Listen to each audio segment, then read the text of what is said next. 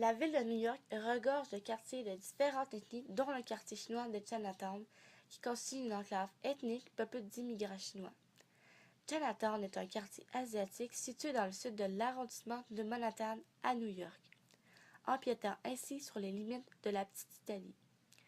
Chinatown est un quartier très spécial à New York.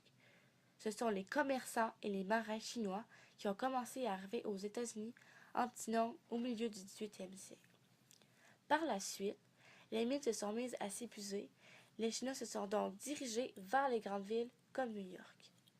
En 1870, New York comptait 200 Chinois qui travaillent surtout dans des blanchisseries. Puis en 1882, la population monta à 2000 habitants, malgré la Chinese Exclusion Act, la seule loi américaine qui exclurait une minorité ethnique. Mais, victimes de la ségrégation raciale, les Chinois se replièrent sur eux-mêmes et Chinatown fonctionna rapidement comme un quartier quasi autonome qui assurait un emploi aux nouveaux arrivants, une aide économique et des services de protection. Aujourd'hui, Chinatown est un lieu touristique très apprécié, notamment en raison de ses plus de 200 restaurants, ses poissonneries, ses nombreuses épiceries et ses bijouteries.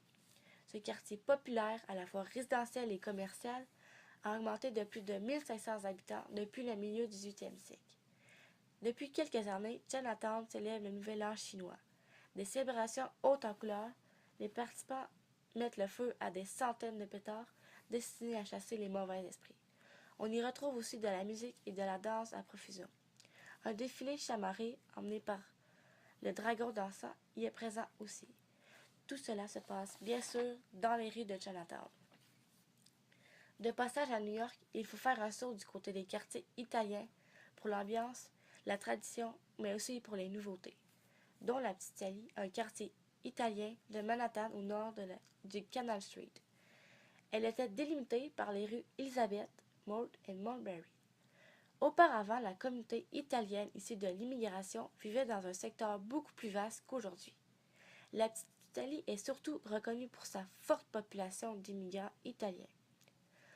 Au milieu du 20e siècle, la communauté italienne commença à se disperser vers d'autres quartiers ou banlieues, et la Petite Italie se rétrécit.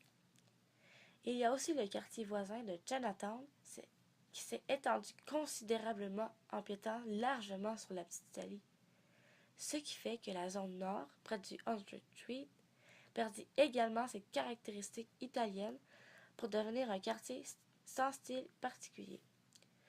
Entre Bond Street et Canal Street, on y découvre le secteur qui conserve le mieux ses caractéristiques de la Petite Italie, dont on peut y trouver un alignement de restaurants italiens populaires remplis de touristes, quelques épiceries, des vendeurs de souvenirs et des maisons à 6 étages. Ensuite, lorsqu'on pense à ces rues, on pense évidemment à la mafia et aux multiples films qui ont porté sur cet univers été tourné à New York. On se rappelle aussi le meurtre du gangster Joe Gallo, commis en plein Humberto's Clam House en 1872, et qui a transformé le restaurant, bien malgré lui, en curiosité touristique. Pour finir, comme la plupart des communautés vivant à New York, les immigrants italiens se réunissent chaque année à l'occasion d'une grande fête. C'est la San Gennaro, le saint patron, et pendant 11 jours, de nombreuses festivités sont organisées. Il y a concours de manger de pâtes, des processus religieux et plein d'autres.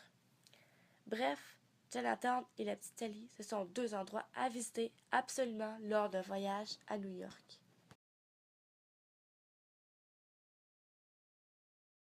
Created using Powtoon.